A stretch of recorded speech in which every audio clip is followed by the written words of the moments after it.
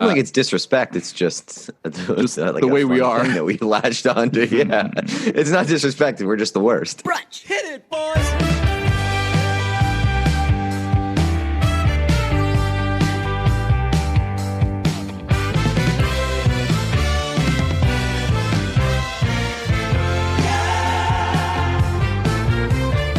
All right, we're recording, and it's a Jeff episode. What's up, Jeff? Hey, what's up, fellas? Good seeing you guys. Jeff. What's up? How's your life, Jeff? Life is good. DJ, you are the answer to the trivia question of what was the last thing I did before COVID, and we went to a Revs game, which seems like 6 years ago, but that was the last thing I did. I'm doing well. Impending fatherhood is moving along. It is approaching. So I know you guys are uncles, but this will be the first, the first child of brunch, I believe. I thought for a second there when you said you guys are uncles, I thought you were just saying that we were going to be the uncles of your child. Right. I mean, which I was not godfathers. Yeah. No. Fast track to unclehood for you guys. Hell yeah. I'm doing well. It's been weird, but I'm doing as well as I can. Have you considered investing in a shirt that says Jeff the Fatherhood yet? Shit. Oh, that's great. That's a great idea. All right. Someone design me a Jeff the Fatherhood t-shirt, and you guys should sell it. And then I can see people at concerts come up to me with my own face on it. That's such a good idea. Fuck that would be amazing. Jeff the Fatherhood. I love it. I mean, that was kind of the idea to have these t-shirts with your face on it that say Jeff on it out in the wild, because there's nothing better than when you're wearing the Jeff shirt and someone asks you what it means, and you're not even being a wise ass when you say, "Oh, that's just my friend Jeff. I like him a lot." Yeah, no, I know. I love it. I mean, even just the plain brunch shirt, I get more compliments and more questions asked about a shirt that just says brunch than anything I've ever worn. It's great. So get your Jeff shirts, get your brunch shirts. And just it's a great conversation starter, because it's been so long since you've had conversations with people, takeout delivery people. I'm talking to them for 10 minutes, just having some human contact with people. It's great. Oh yeah. It's not too different. I mean, obviously there's a disease and a lot more people are dying, but it's not too my experience is not too different from the 2012 NHL lockout, where opportunities to speak to someone were a score. Legitimately, yeah. I don't go to Dunkin' Donuts now or anything, but I would get coffee every day, and I'd be like, hey, could I have a medium iced black or whatever, and they give it to me. I'd be like, so what else? What else you also, you how are you? Yeah. No, I totally get it. Yeah, I got my haircut this week, and I'm not usually not to brag because my hair looks great. It does look great, but thank you. It's fine. Yeah. Fuck off. I'm not usually a talk to the barber while getting my haircut. I kind of like to have my haircuts in peace, but I for sure took advantage of the fact that this guy was a chatty Cathy, and I was like, okay, I kind of want this. Oh, see, I think it's understood if you go a few minutes without speaking to the barber, but I don't know. It's getting your haircut is kind of like a car ride, where if you don't talk for a little bit, no one's necessarily being rude to each other. But if you go the whole time without speaking, then one of you is an asshole. Yeah, I would agree with that. Really? Yeah. Your barber probably doesn't like you. He probably thinks you're mean. This is a first time experience. Okay. This is a first time experience. New barber. But usually, the old barber that I went to, he barely spoke English. So I liked that. I liked that dynamic because there was nothing that we could speak about. Sounds like neither did you, because you don't talk to your barber. And then my last barber, I just don't want to talk. That's fair. I think it's like I said, it's okay if you're going bits at a time without talking, but I don't know. I like to. I don't know. I have two barbers, two places I go. One guy is my age, super cool guy, big Bruins guy. Shout out the barbers. Then he's great. I know that's where I went. Yeah. Oh, really? Who'd you have? Gilbert. I've never had Gilbert. He was pretty good. In great conversation. Sounds like it. I'm an Evan or an Andrew guy, but everyone there is super nice. Go there. They're great people. And then the other place I go is we have a thing with work where we can go there and get our haircuts at this salon. And this guy's a 70s like big like classic rock fan, big guitar guy. So you can't shut the two of us up. Like the whole salon is like, will you two get a room? So it's a blast. Love talking to the barber. Did you have to do the take your one loop of the ear off and cover your face? No, he worked around it. He worked around it. He did a good job. I like ended up going there. I'd never been there before. I ended up going there because my hair was so long and I wanted to continue growing it out. And like the spot that I usually go to is like kind of like a basic ass barbershop where like they'll do fades and stuff fine, but I didn't trust them with like actually cutting my hair and making it look good in terms of helping like a maintenance cut to help me keep growing it out. So I looked up some reviews and stuff and I saw the Barber's Den got a lot of good reviews. So I went there and I'm very happy with the way that it turned out. They're the best. It does look great. Very good people. Yeah, those guys are super cool. I know Evan and Steve are great dudes. Yeah, how would you know, Jeff, huh? Yeah, well, I like to, like, even though I'm not in the hair community, I like to, no, I interviewed those dudes for actually another podcast through work. And it turns out that they're super popular and like everyone goes there. So they're super nice. And I think once this all ends, I wouldn't mind going back to them because my barber right now is in the South End and it's like a huge pain in the ass to go there and like get parking tickets to get your haircut. Not fun, but yeah, I know those dudes. Yeah, they're good. Yeah, they're great people. I try not to talk about them too much because they are so popular. They're like, they're definitely doing great and they're killing it. But yeah, I don't like they have merch. Oh yeah, I bought some during quarantine. It's pretty rad. And I think I wear around like one of my few tanks is a Barber's Den tank. They have like a really cool logo. Anyway, love those guys. Jeff, why don't you do me a favor and can you try to order the members of NSYNC by height, please? NSYNC. Yeah. Let's see which one. No, was Kevin a Backstreet Boy? Kevin was a Backstreet Boy. So NSYNC was like Brian in NSYNC, or is he a Backstreet Boy too? Now you are naming nothing but Backstreet Boys.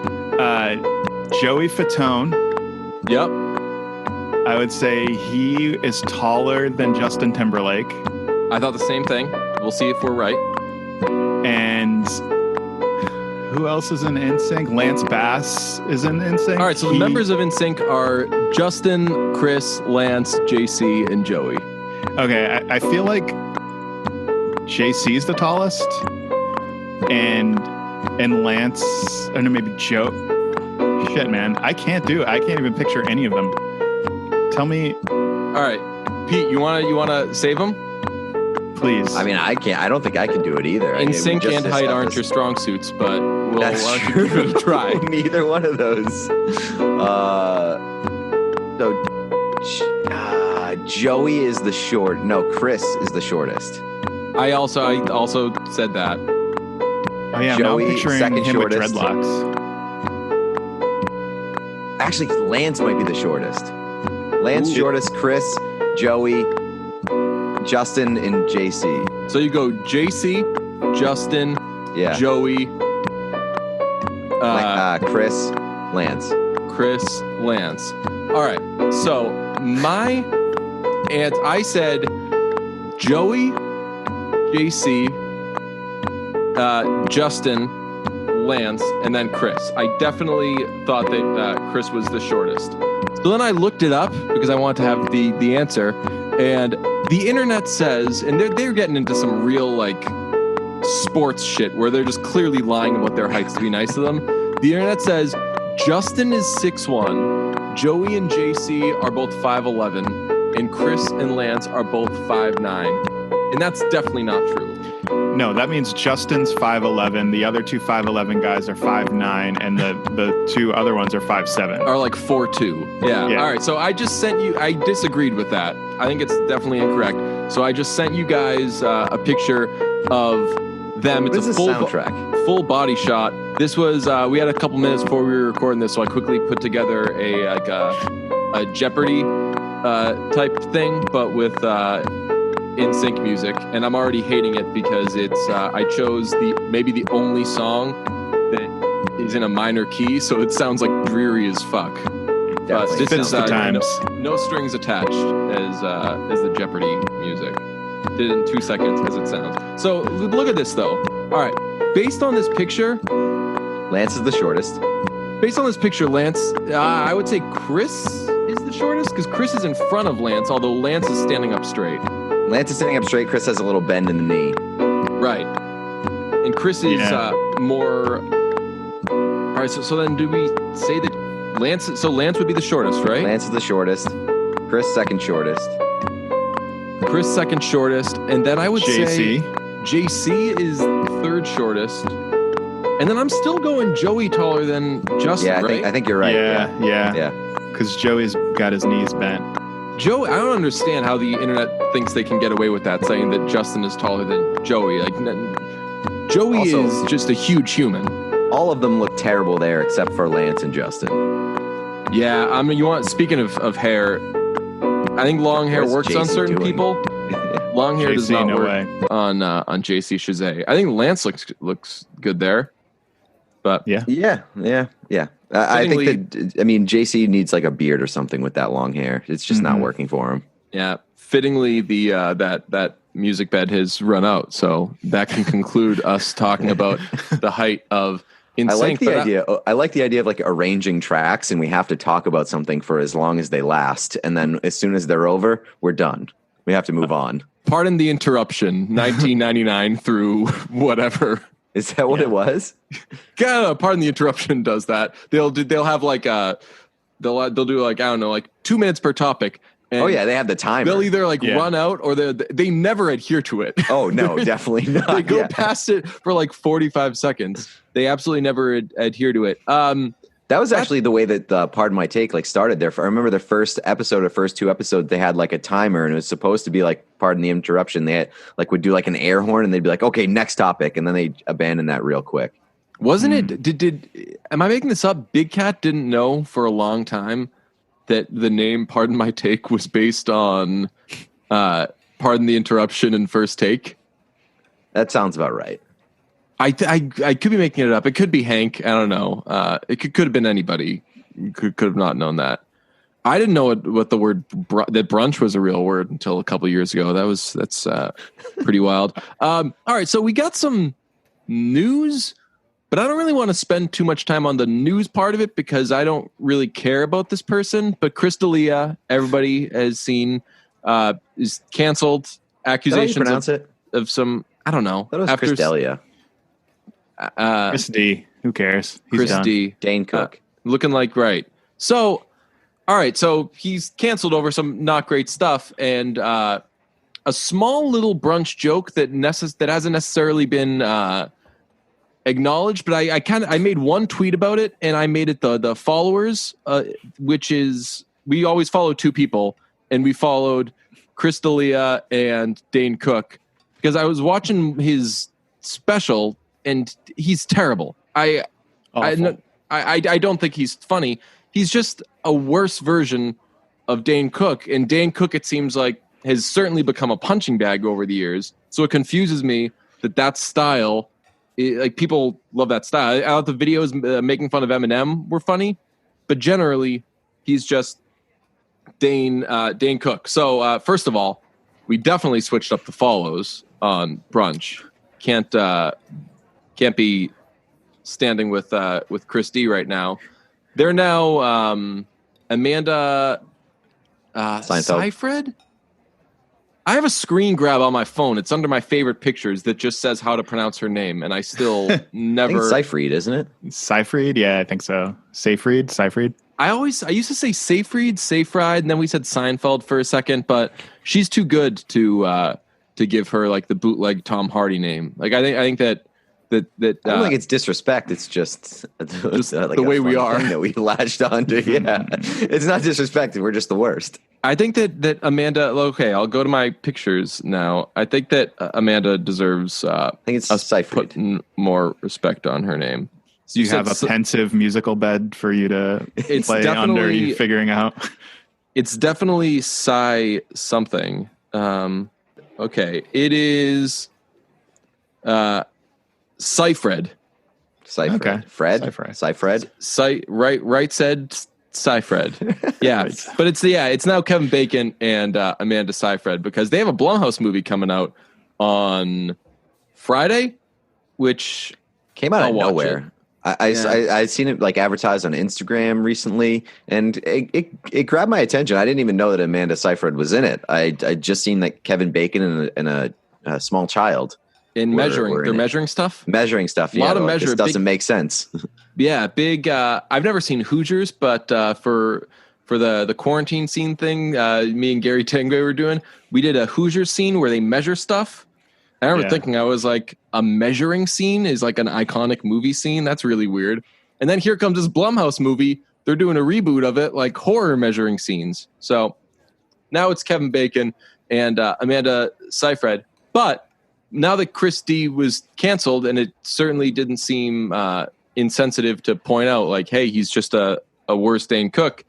I tweeted that, and a lot of the responses, it kind of led to this conversation of Dane Cook wasn't bad. We all got sick of Dane Cook, and obviously he was ridiculous. He had this like very young viewers. Dane Cook is a comedian, a very, very, very physical comedian who was all about jumping around the stage and doing like Giving the super middle finger, right? And like Sufi or something. Yeah, a lot of his act was based on like making fun of things that didn't really exist. He would just say like, "Hey, like, hairdressers are always they're always eating yogurt," and then you like do this whole riff on like hairdressers eating yogurt, and you'd laugh the whole time, never considering like this premise is completely incorrect. But Jeff, do you agree? Like Dane Cook was funny. He was. So actually, it's funny. We never talked about this. I saw him tape his special at the Garden, and like I went to it, and I remember he was super big in the college scene, like in the early 2000s, and he came to my college, and I like interviewed him, and it was like the biggest deal. And he sort of just became his downfall was that he got accused of stealing jokes, but it's also sort of the same thing that when you like listen to music that you used to like in high school or whatever, it's like the same almost with like Creed. Like the first Creed album actually fucking rocks, and it still does, but like Creed is kind of a joke.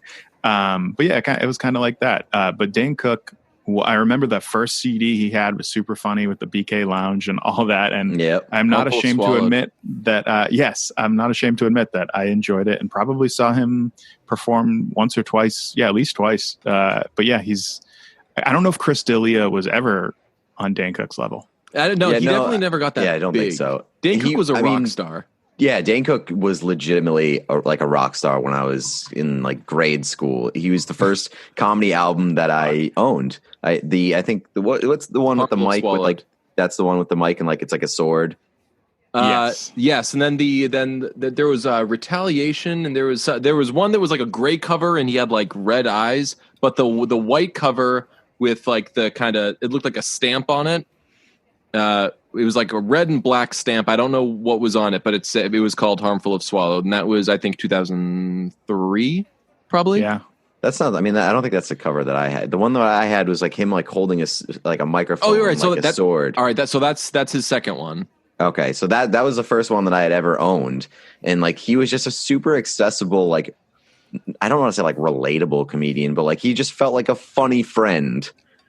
That was like that was like his brand of humor, and like I think that was I enjoyed it. But I wouldn't say that it was like the most, like the peak of comedy or anything. Oh, yeah, it wasn't like insightful or anything. You would have I think, I don't mean to speak for you. I think you would have said it was the peak of comedy. Like when you were listening to that, I think I'm older than you, but I remember when Harmful if Swallowed came out. Like I loved Chris Rock and all those guys, but I was like, I am going to spend all day listening to this over and over and over again. This is the funniest, craziest shit I've ever heard in my life. So that's the difference between me and you then, because like I didn't have any knowledge of like other comedians. Like I didn't know other stuff really. I knew Dave Chappelle. So then you did think it was the height of comedy. If you well, it was like the only comedy for me, which I guess would suggest that it was the height of comedy because there was nothing below it or above it. But I think that a lot of people were in that position. Like I would watch the Chris Rock specials and everything, but I didn't I don't think I owned like any Dave Chappelle. Like I don't think I owned Killing Him Softly or anything like that. I'd seen Bigger and Blacker a million times, but Dane Cook became this kind of like the Kevin Hart before Kevin Hart, where it was just like, all right, this comedian is doing like arena tours. Yeah. He was doing MLB commercials, dude. That was probably the beginning of his downfall. Oh yeah, he had a show, I think it was on Comedy Central, and I think it was called Tourgasm, but it was about him HBO. and his like HBO, him and his comedian buddies like traveling around the country. So like Dave Attell in that too? I think so. I want to say like Brian Posehn was in it, but I don't know if that might be a different one. I think it was Gary Goldman in it. Yes. Gary Goldman, I think like and maybe Robert Kelly. Robert Kelly, yes, I thought Robert Kelly. And that was like an okay show. Yeah, it was Dane Cook, Gary Goldman, and Jay Davis. I don't remember. So Jay Davis, if memory serves, they made him kind of like the misfit, and he was like a bad comedian who really wanted to be. It was, in hindsight, this was clearly like some reality TV shit, where they're like, "All right, you three are the good comedians, and Jay can't think of any funny jokes," and like he would go up, he would bomb, and they would cut to like a confessional cam of one of the other comedians. They'd be like, he keeps doing the same joke about how he's such a nice guy. They don't like that joke. He's got to stop doing that joke. And they would cut to them like arguing about, you got to stop doing that joke, man. You're going to ruin the tour. Are you remembering this as well as I am? Yeah. Yeah. I mean, and Dane Cook, like he starred in movies like with Jessica Simpson and all. He was huge. He was very big. Again, kind of the Kevin Hart before Kevin Hart. Kevin Hart, I think, has obviously gotten bigger and had more staying power. But that was, at least in my life, he was like the first of the, all right, this ridiculous comedian whose like comedy merits actually can be debated, is the biggest star in the world, and you can't get away from it. Pete, you mentioned he did like the I Live for This commercials. Is that what those were called? Sure, yeah. MLB. Only one October. Oh, is that? Yeah. He was absolutely everywhere. So I don't know. I think the conversation about Dane Cook is kind of interesting, and I think we're gonna do a thing. Tentative name: What's Cookin'?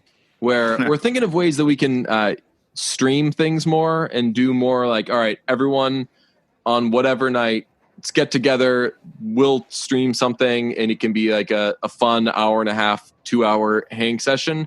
And to specify, like stream, we mean on Twitch, not like we're going to stream a movie on Netflix or something. Oh, right. We're the content being streamed. Yes. Although it is going to be us bogarting someone else's content. So the idea is it's called What's Cookin', and it's also kind of based on reaction videos. We're going to go through Dane Cook albums, and he's got a few. We're going to go through the classics, maybe even up until the not so classics. I did see that like his most recent album is called I Did My Best, Dane Cook's Greatest Hits, which I Did My Best was one of his famous punchlines. I think it's kind of sad because it was like 10 years ago. Like this guy shouldn't be completely retired or anything, but I think it's kind of funny that's like a very sad. I think that Dane Cook steering into like, hey, I've fallen off so hard is like a very endearing thing that would help him gain a little bit of steam. Like when he did Louis C.K. show, R.I.P. to Louis C.K. Right. When he did Louis' show and like sort of addressed that beef that they had and just like was totally open about it and like sort of transparent there, I thought that was very cool. That was a great episode. Yeah. Who'd have thought that Dane Cook would come out of this better than I was the two going of to them? say, if only, who would have thought that someone would say, if only Louis C.K. could have been as transparent as Dane Cook. Dane Cook, a guy with like a long reputation of skirting some pretty bad accusations. I don't know. I think you could argue that Louis was transparent, and that's what made it worse. So like that guy was hiding in plain sight. Same with Chris D'Elia, I guess, with You, because he played a pedophile in You, and also Workaholics. Yeah. I'll say, I'm going to put my hand up right now and say guilty. Never fucking heard of You. Everyone's talking about You. What's You? Netflix show.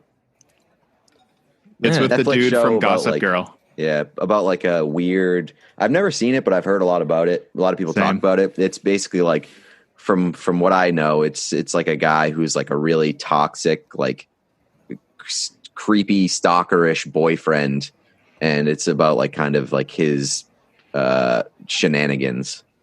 Yeah, Weird. I think it's like pretty violent and serial killer-y. Yeah. Well, we're gonna do something like that though. We'll stream the Dane Cook stuff, and obviously, I think it should lead to us streaming other stuff from maybe back in the day. And I watch a lot of reaction videos these days. That's become like a kind of a quarantine hobby of mine. Such a weird thing. I love them, and you know what's weird? I've brought this up to some friends, and they've been like, "Dude, me too. All I do is sit around and watch reaction videos." And I'll watch like this. I'll watch like the same thing reacted to like by 50 different people. It's for somebody who hates YouTube people or claims to hate YouTube people. You are fascinated by YouTube people. I would say I'm fascinated by YouTube people. I don't hate them. I'm very fascinated. Well, you hate a lot of them. You hate a lot of them because you have a fascination, and it leads you to a lot of them that you hate. Yeah, but I don't think I hate them. Okay. I mean, they certainly get a lot of my time.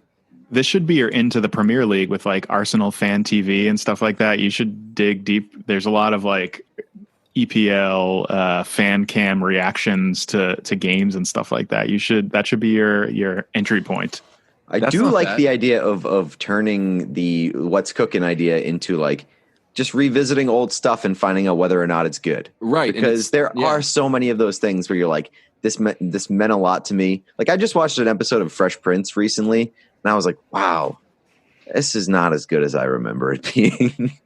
No, there's stuff like that, especially with like Disney Plus. Have you ever watched like some cartoons that you used to love? Like, and you're like, I've watched this or what? Or on every March 11th, I listen to a 311 album to see if I still like it. And it turns out every year I still do. But I don't know if I would like advocate for listening to 311 still, but it's an interesting concept. Very cool. Yeah. So we'll do something like that, but. And not to brag, I'm kind of an ace in the hole here because I know the reaction community so well. I know the reaction scene so well that I think I know what works and what doesn't work logistically. I think that you don't just play it all the way through and you don't talk over it. I mean, I've been to comedy shows where they'll put on like a movie or something and have people just narrate it. And I hate that so much because they're talking over it. And you're like, all right, am I watching this movie or am I not? I'm a big fan of you can talk through it, but you got to hit pause. Yeah, I also my biggest fear with reaction stuff is that it's gonna feel like playing a song for somebody in the car, where you're kind of just like staring at them and like waiting for them to have Definitely a take won't on do it. That. Definitely. Yeah, I don't like the pressure of having to react to something because it feels like there's a lot of forced reactions that come from that, and that's cringeworthy for it's me. Definitely not. Will not be a reaction video. I'm saying that because I watch a lot of reaction videos, I just know logistically how it works to watch something and then go from there. Like it's not going to be we're going to watch and react. It's going to be we're all going to watch this thing together. So we're going to be playing it, and the viewers, listeners, whatever, will listen to it along with us and. We'll comment. I'm trying to think of every word but react. We'll comment and we'll just see. We'll see. Like engage with. Was this classic Dane Cook album that good, or was this classic Dane Cook stuff that bad? And should we really be making a joke out of Dane Cook? I lean towards it's probably not that bad. I think that we'll probably really we'll still love Harmful If Swallowed. All those classic, the firefighter bit, the BK Lounge, all that such good stuff. And I think that over time, my experience with him was he just got progressively ridiculous. So I think it would actually be fun to kind of track where Dane Cook's ridiculousness was tolerable to where it became, okay, we're sick of this guy. I think there's like an overexposure point too, and where people are spread a bit too thin.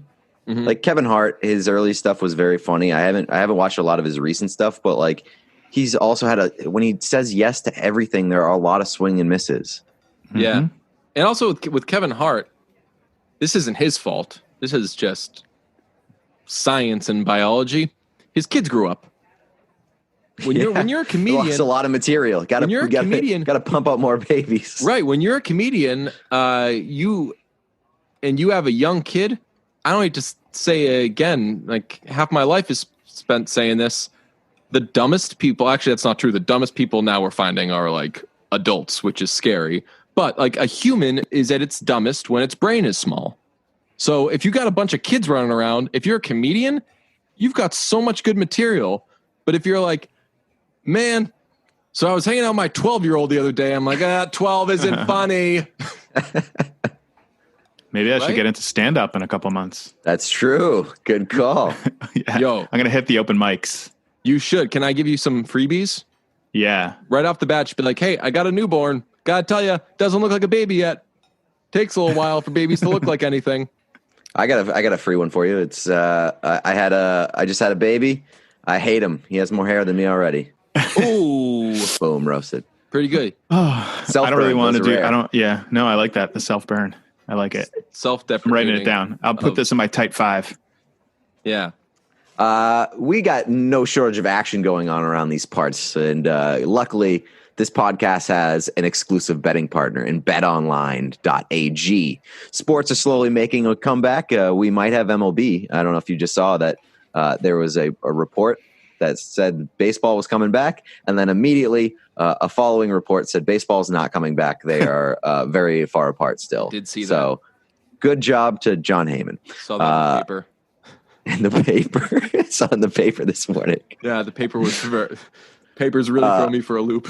Well, whether there's baseball or not, BetOnline has all the best odds and lines for the upcoming matches and games this weekend. So if you need more, BetOnline has simulated NFL, NBA, and UFC happening every day live for you to check out. If you're looking for something other than sports, BetOnline also has hundreds of live casino games, poker tournaments, and all the best props in the business. Visit betonline.ag or use your mobile device and join now to receive your new welcome bonus and start playing today.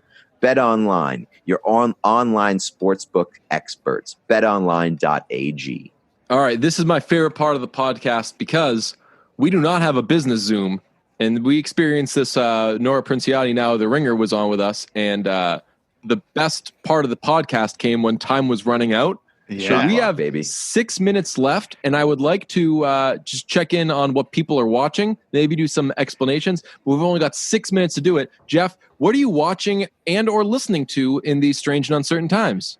Okay. Knowing the time is running out, I have not, during these uncertain times, I have not been able to handle anything. I found myself being very emotionally fragile and not being able to handle anything like serious or dramatic. I've been all either rewatches, dumb teen comedies, or comedies. So shout out to What We Do in the Shadows on FX, just wrapped up. Incredible second season. Also, shout out to the movie, which if you've ever seen, with Taika Waititi and Jermaine Clement. Yes. Basic premise: it's like The Office. It's like a mockumentary, but they're vampires living in Staten Island. This season has been incredible. Also, a shout out to what else have I watched? Outer Banks on Netflix, a show which I found myself deeply loving, despite it being absolutely stupid. Basically, the premise is like if the OC and National Treasure were if Orange County and National Treasure were mixed, and it features a lot of 28-year-olds playing 17-year-olds, and it's incredible. And yeah, just trying to rewatch The West Wing watch The West Wing for the first time, rewatching I don't know, dumb reality shows, Top Chef, Below Deck, shit like that. I cannot handle anything serious, but that's what I've been watching. That's where I'm at. I watched Clueless. You mentioned like classic teen stuff. I'd never seen Clueless before. Check that out. That's great. She's always saying "as if," huh? It is kind of jarring.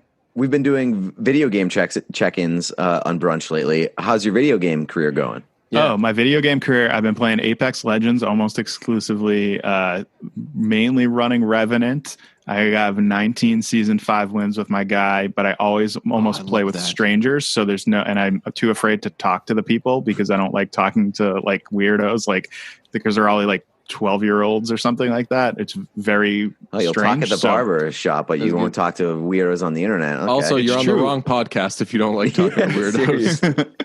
Well, when I do play with Pete, I do talk to him, and I talk to my friend whom I play with, but we are both terrible and have never won together, which Pete will be very familiar with whenever we play for some reason. But yeah, I've been playing a lot of Apex. Please feel free to find me on PSN, and I will not accept your friend request. Hell yeah. I've thought about maybe this being I do this every like 5 years maybe. I'll buy the new Madden and then play it like twice, and then that's it. And then I don't touch a video game for another 5 years. This could be that's the year, your first mistake, because Madden is bad.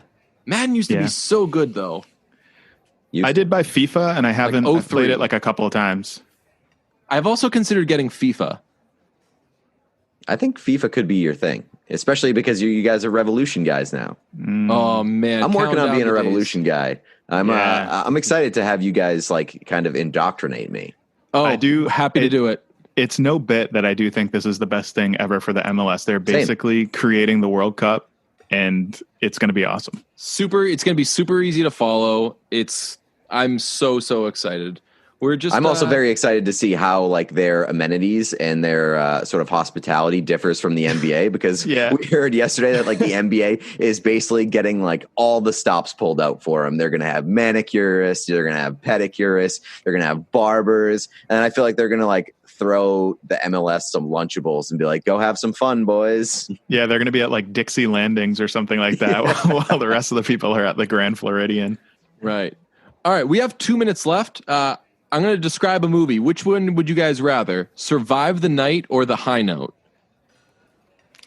Survive the Night? Oh, shit. Now it says less than a minute. I'm just going to do Survive the Night. All right. So there are these two psycho brothers. They finish, one of them's a psycho. They just finished a job. They're sitting in the car. They're like, all right, we're home free. We're going to drive to Mexico. They pull over to get gas. One of the brothers is a psycho, goes inside, kills somebody while sticking the place up. They shoot the less psycho brother, and then they're like, what are we going to do? We got to get to we got to get medical attention. So they go to a clinic and they wait for a doctor to leave. They follow him home and break into the house. The psycho brother kills that guy's mom because it turns out that guy's a shitty doctor, lost it all, and now he's staying with his parents. His dad is Bruce Willis, and he's got his whole family, his now dead mom, and they've got to survive the night. There's a psycho brother sticking everybody up, and this less psycho brother needs medical attention, and they keep trying to run away, and the guy will either shoot somebody. I think that he shoots a little girl. It's really bad, but there ends up being a big car chase between the psycho brother and Bruce Willis because the less psycho brother ends up bleeding out because he doesn't get the proper medical attention. It was one of the worst movies I've ever seen in my life. Damn, Questions? I wish you didn't say that last part, because I was going to say, well, all right, quick, let's score it. Quick, let's score the movie based on the review. Jeff, go. Give a score. 2.1. I'm going to go 4.3. Yeah, you know what? 3 out of 10. It actually probably is like a 3. It's not that bad, but it was We split the difference there. I was hating it. Yeah. All right. I like the super quick ones. At any moment now, we don't know when it's going to shut off. So let's just keep saying bye, Jeff, until it stops. Thank you, Jeff, for watching. Hey, no problem. Will you come on What's Cookin'? I'd love to come on What's Cookin' and discuss something that I used to love that I'm not sure if it's still good. The important thing is Jeff.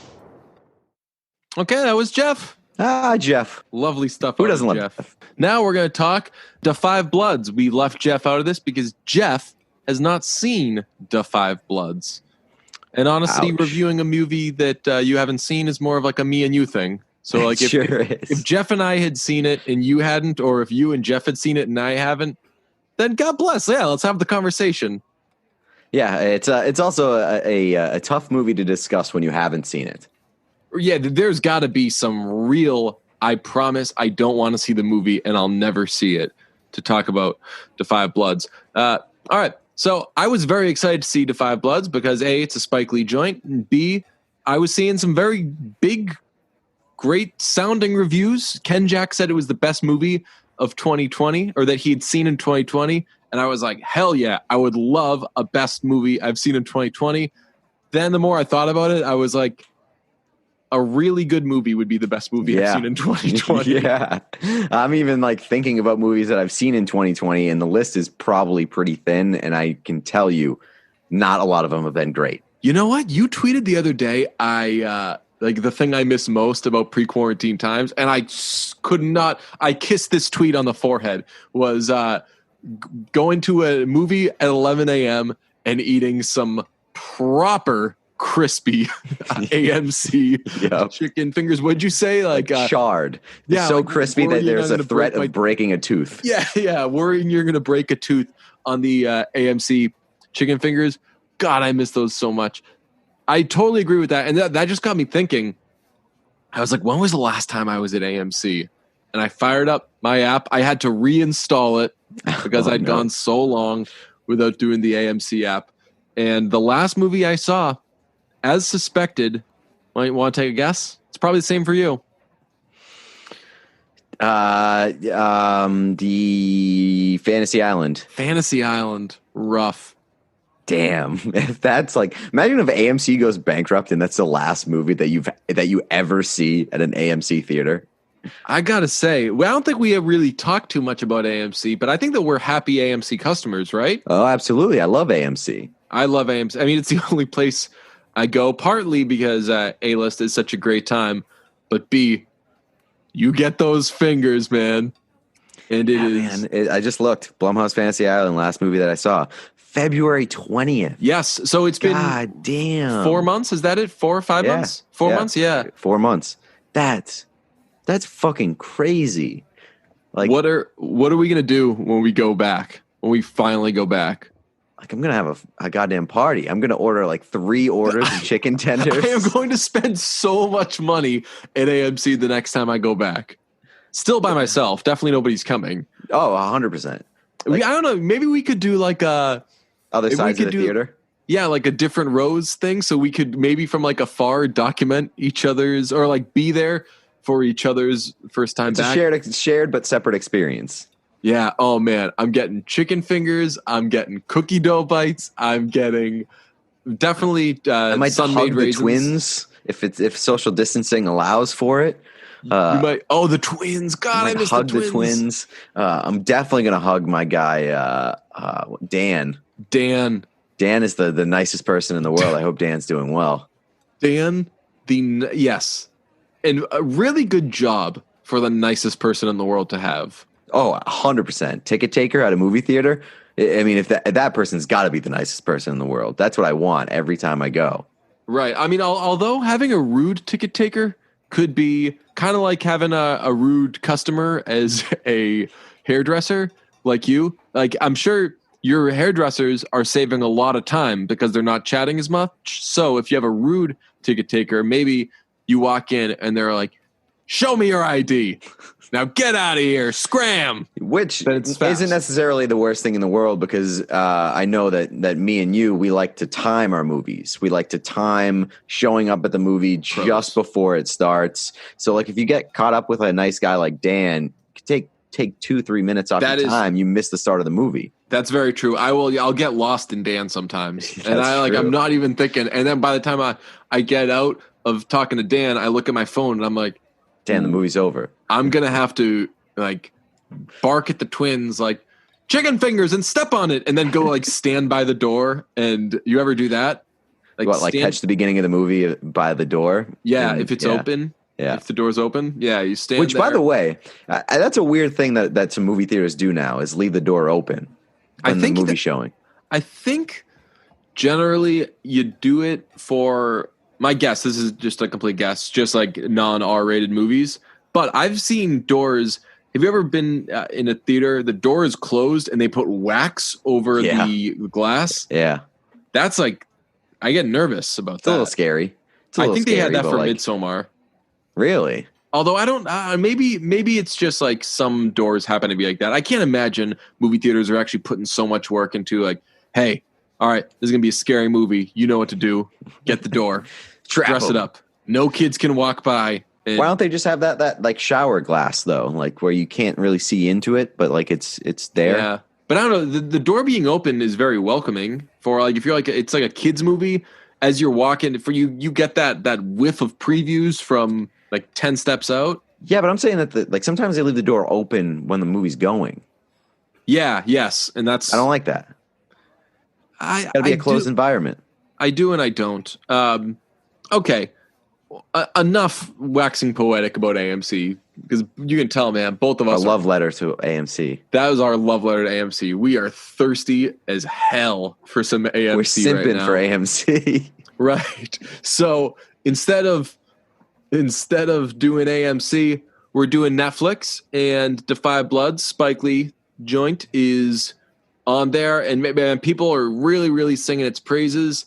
And I realized that, as we said, haven't really seen a lot of good movies in 2020. My list, maybe there's a few more I haven't seen.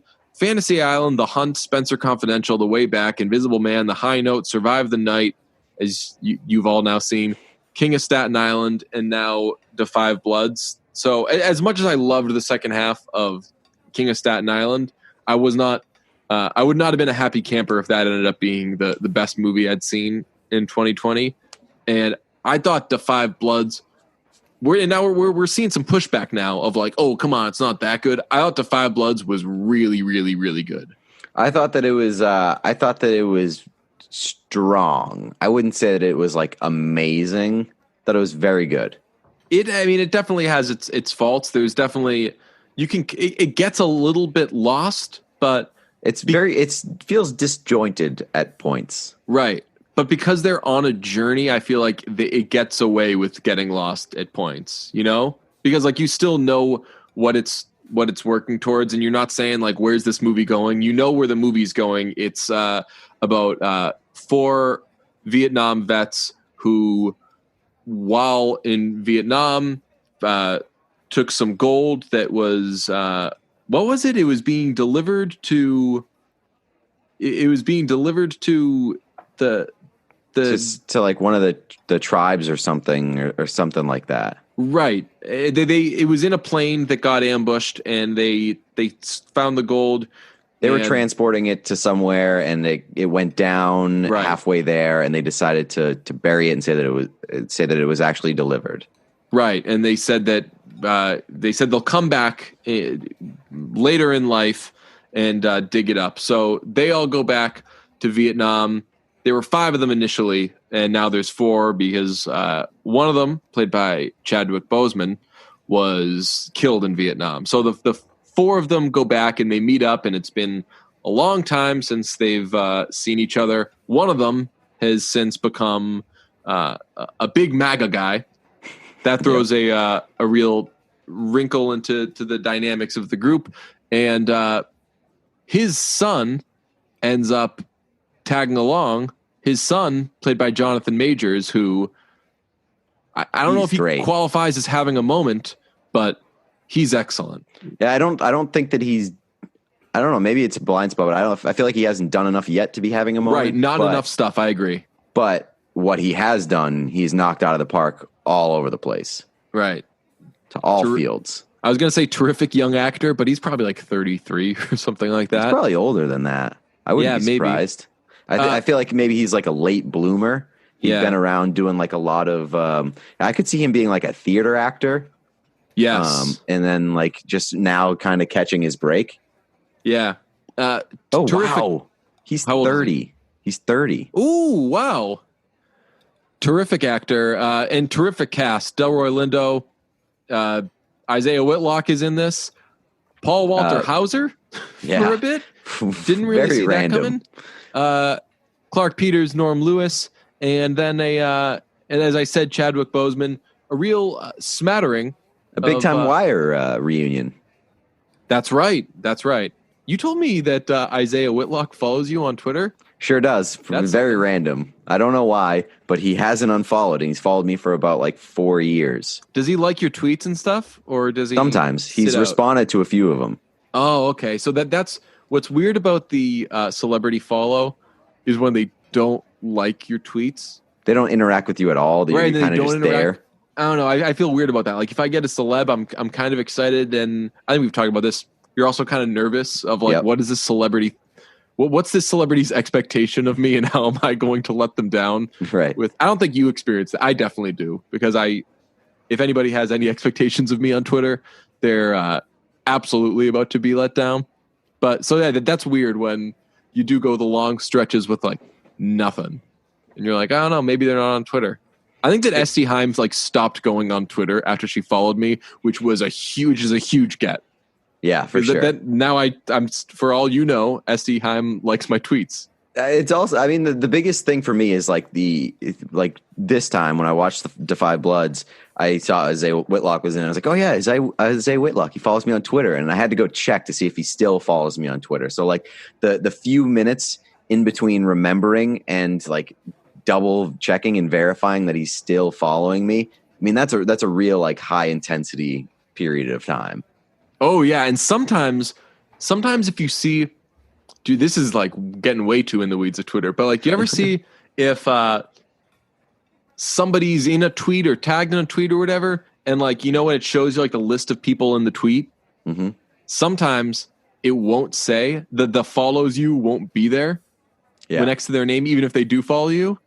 So I had you just assume for a second that they unfollowed you. Yeah, so I had that a while ago with somebody who I was quite proud and nervous to have following me, and I saw it. I was like, they jumped ship. Well, can't blame them. I would have done it immediately, but it's not the case. So anyway, Defy Bloods, war movie, which I don't think is necessarily my bag. So I kind of went into it with if I think this is a really good movie, then it did a great job. Kind of like when I watch a superhero been in movie. We're back in on war movies because of 1917. Yeah, well, I mean, we're still talking about, but I would say that generally, like, that's not my my genre. What was the film with Andrew Garfield?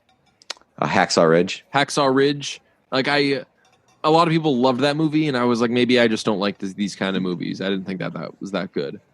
But this I don't know if I'd classify this as a war movie though. Like, it has war elements and like war storylines, but it was more like a half buddy movie, like adventure sort of movie with just war elements tied in. Super. I mean, man, Spike Lee is. We want to throw genius on him.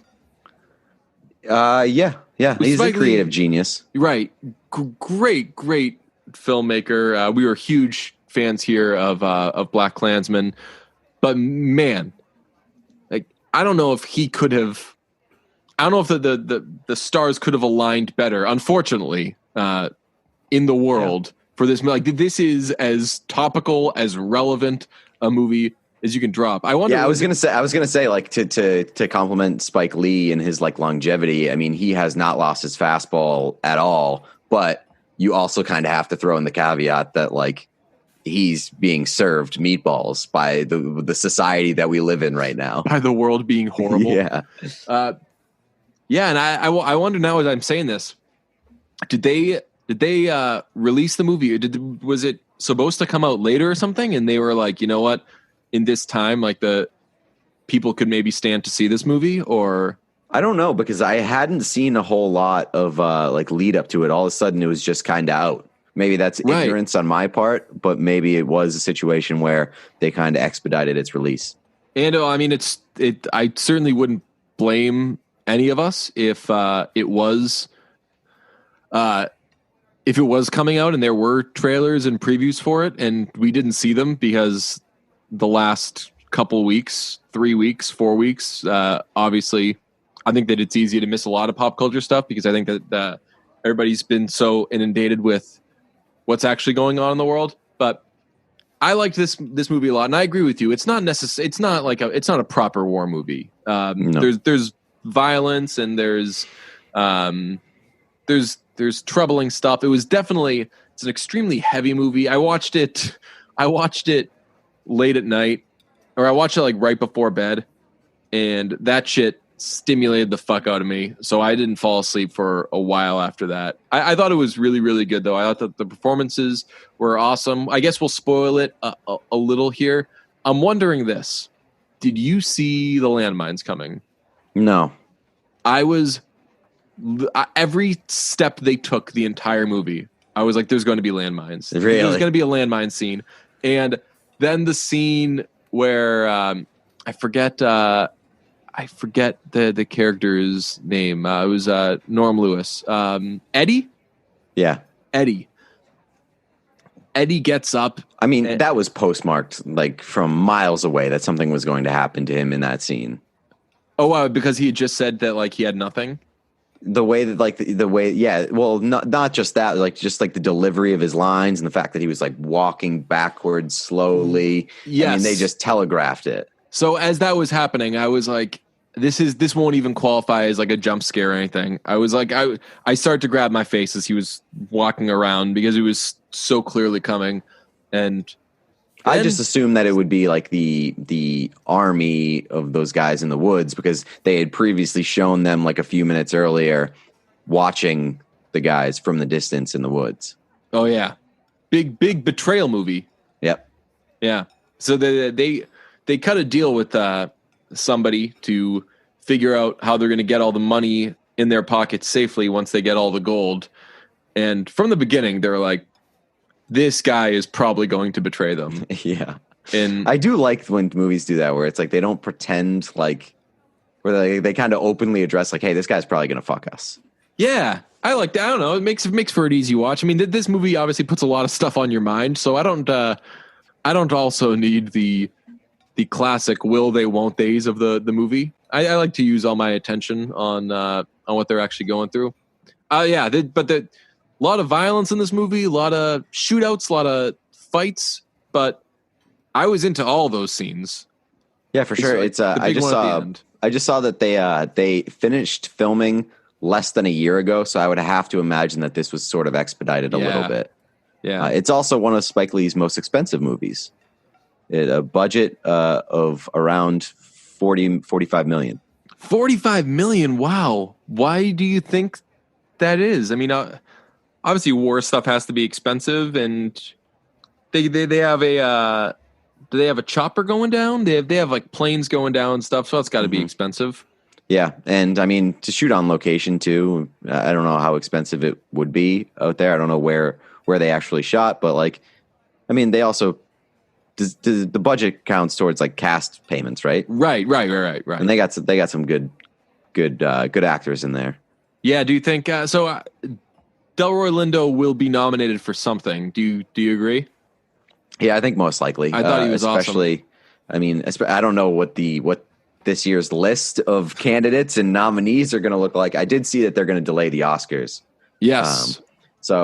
I mean, for sure, a leader in the clubhouse right now because there's not a lot to work with, and he was very, very strong. But what do you think? Do you think that he would be best actor or best supporting actor? I think that he would be best actor. I mean, who else do you put as the lead there? So this must not be the case, but in my mind, I always think it is. I had this issue with Spotlight. If a cast is so clearly ensemble, I think that everybody should be best supporting. Although I forget, did Ruffalo win for? He was supporting, I believe. That's in Spotlight. Yeah, for some reason in that movie, I was like, no, Ruffalo should be the lead because he's like the most prominent of them. So I'm contradicting myself right now, but I don't know. I think that if it's like a real strong ensemble, that there shouldn't be any best actor. Yeah, he was supporting in Spotlight. Okay, so then I guess that falls in line with my current line of thinking here. But I don't know. Well, whether he's nominated for best actor, best supporting actor, yeah, like you said, you'd think they had to be a leader in the clubhouse right now. I mean, I'm looking at the movies I've seen, and he's like going up against Mark Wahlberg 5 times. So he'll probably be okay. Yeah, I mean the only argument that you could make against him being like regular actor, I like Jonathan Majors would be the only other guy I think in there, and he doesn't show up till halfway through the movie. Yeah, Jonathan. What do you think of the scene with when they're pulling him off the landmine? I saw someone say that was ridiculous, but I'm like, I don't know. I've never done landmines before. Yeah, I mean, it's a situation where it did seem ridiculous and like far-fetched, but also I've never done that, and I'm no expert. I feel the same way about that as I do about the coronavirus. It's like, well, a lot of this seems crazy, but I'm just gonna pretend like the smarter people know. Right, I'm gonna listen to Spike Lee on this one. Yeah, Okay, I don't know anything seriously. about landmines, but I'm gonna listen to Spike Lee on this. So I can't think of the name of the movie, the Blumhouse movie that's coming out right now, and I'm literally scrolling through Twitter because I've gotten so many targeted ads. I think it's like you should have left or something. So I thought it was You Should Have Left. Do you think that that's a good name for a movie, or do you think that it's too close to I Think You Should Leave, and people are just going to meme the hell out of it? I think they will now that idea has been planted in their head. It is You Should Have Left. Now that Dave Bean said it on the on Brunch podcast, the entire internet is going to meme the hell out of it. I don't know. There's a possibility that we should lean into that. Do some I Think You Should Have Left memes and maybe like sneak Ma into a bunch of them. Yeah, I'm for sure into that. We ended up not memeing Ma as much as we said we would, and then for some reason, like 7 months later, the whole internet did. Yeah, that makes me mad. Like we were in on Ma and like we wanted to make it our thing, and it was our thing, and we just didn't go as hard in on it as we should have. And like honestly, I forgot that Ma existed for a good while, and then the internet was jumping in on Ma memes, and I was like, "What the fuck? This should have been us." That's your classic, and we get this sometimes where I don't know, like if you have an idea and you don't put all your energy into it, obviously that you're going to see somebody else get it. It's the old I don't know, you don't want to play with the toy, or like you put the toy down for a little bit, you don't really think much of it, and then either a friend or a sibling starts playing with it, and you're like, "What the hell? Yeah, it's my toy." Yeah. So what we're saying is memes, they belong to us. Especially about movies. Memes and movies, watch your turf. Or get your own podcast. Get your own podcast. That's our thing. So we'll watch these. We'll watch I Think You Should Have Left and make some classic memes. Should we make and I think a 50th I Think You Should Leave Twitter account that's just for I Think You Should Have Left memes? Maybe we'll let that one cook and marinate for a little bit. We got to see if the movie actually provides any sort of content first. Will we be able? You'll know this. Will we be able to pull stuff off of it easily, or like will you be able to do like screen grabs and things like that? It depends on like what it's releasing video on demand, so probably not. Okay, like Netflix and stuff it makes it easy, but video on demand is a little tougher. Okay, well, the important thing is... Jeff.